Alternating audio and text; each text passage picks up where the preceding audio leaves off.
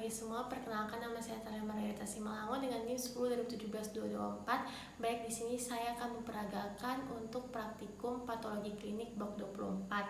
Di sini yang pertama saya akan melakukan cara fungsi vena, selanjutnya saya akan melakukan pemeriksaan kadar Hb menggunakan cara Sahli, dan yang terakhir menjelaskan tentang morfologi sel darah. Yang pertama saya akan melakukan cara fungsi vena. Di sini kita bisa menyiapkan alat dan bahannya terlebih dahulu. Yang pertama ada tourniquet, kemudian ada jarum suntik steril spuit 5 cc, kemudian ada kapas kering, kemudian kapas yang sudah diberikan alkohol 70%, kemudian ada masker, ada handscoon, ada botol penampung atau EDTA, dan yang terakhir ada hand sanitizer. Baik, sebelum melakukan tindakan medis, sebaiknya kita mencuci tangan terlebih dahulu.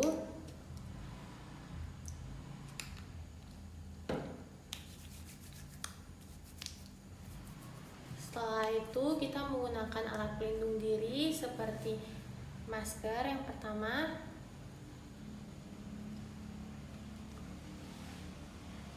dan kita menggunakan handscoon.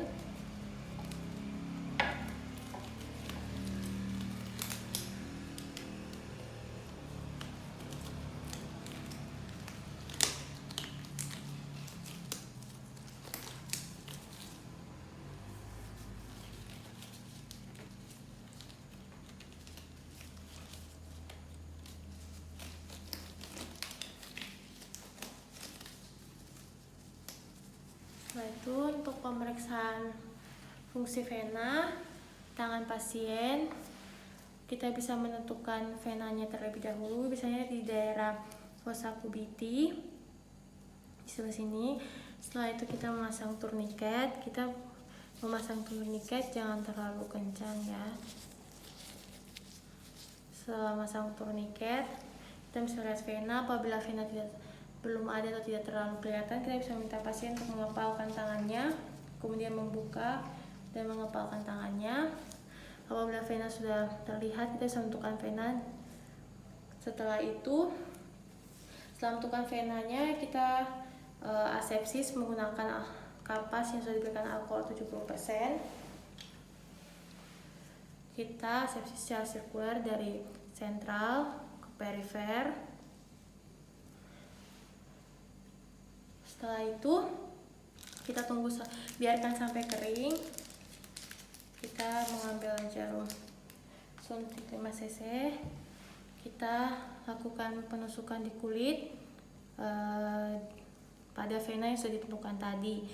Setelah kita tusuk sampai masuk ke dalam lumen vena. Apabila masuk, kita bisa mengetahuinya dengan tanda kita seperti masuk ke dalam ruang hampa, atau di bagian ujung spuit biasanya darah akan muncul. Itu apabila sudah seperti itu, kita bisa memindahkan tangan kiri, kita megang menggunakan tangan kiri, kemudian kita melepaskan tourniquet, melonggarkannya, lepaskan.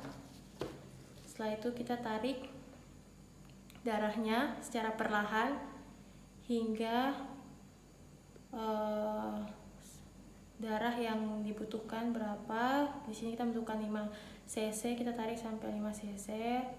Apabila sudah sebanyak yang dibutuhkan, kita mengambil kapas kering, kita menutup ujung jarum dan kita menarik jarumnya. Kemudian meminta pasien untuk melipatkan tangannya. Setelah itu, darah yang didapatkan, kita bisa lepaskan ujung sempritnya. Kemudian kita masukkan ke dalam botol penampung atau EDTA.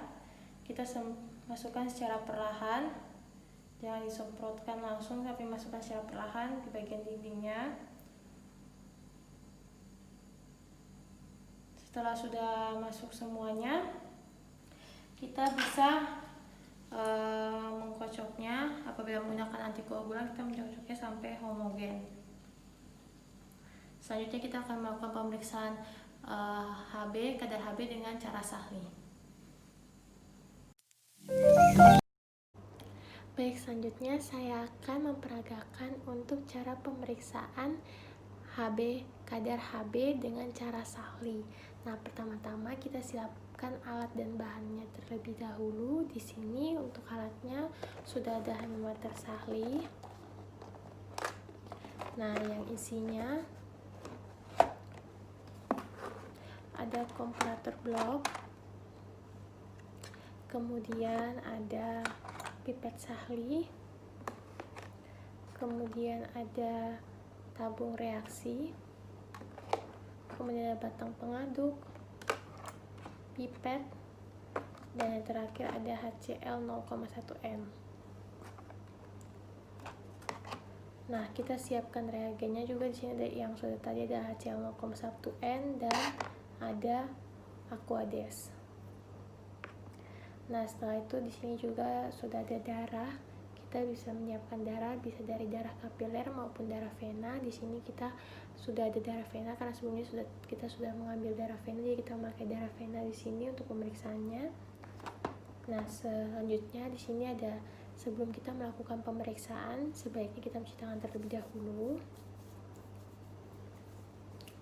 Selanjutnya kita memakai alat pelindung diri berupa sarung tangan.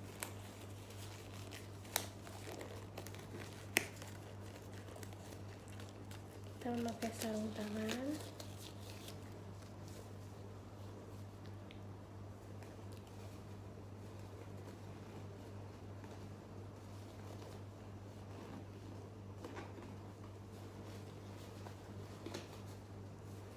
Dan kita memakai masker.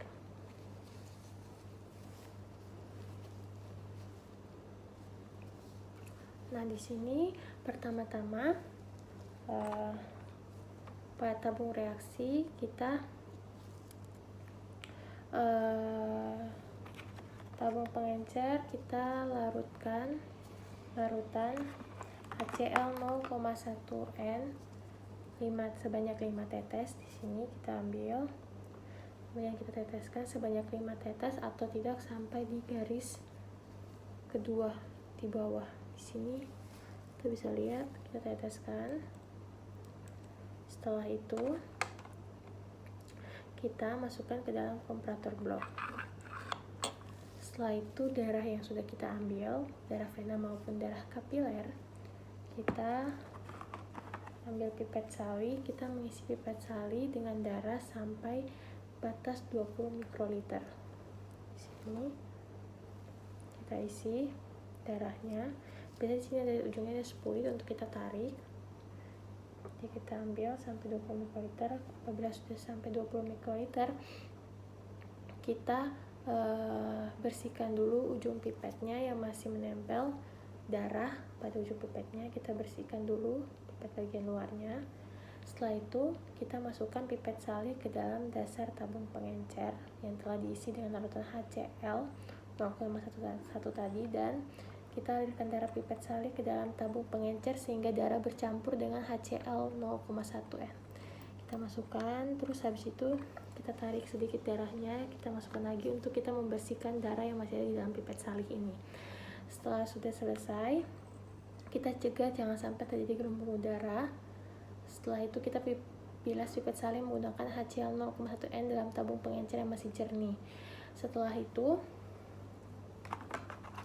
kita campur darah dengan larutan HCl 0,1 N dengan baik menggunakan batang pengaduk sampai terbentuk warna coklat.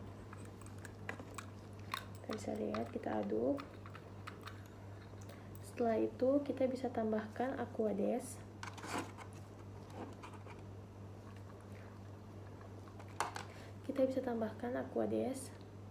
Tetes demi setetes sambil kita aduk menggunakan batang pengaduk sampai warna pada tabung reaksi berwarna sama dengan warna standar yang ada di komparator blok. Apabila pewarnaan warna dengan warna standar sudah sama, berarti kita akan perhitungan. Di sini warna standar harus tercapai dalam waktu 3-5 menit setelah darah dicampur dengan HCl 0,1 N. Untuk hasil pemeriksaan kadar HB-nya kita bisa laporkan dengan pelaporan gram per desiliter. Untuk pelaporannya di sini kita hanya bisa melaporkan hasilnya 9,0 atau 9,5.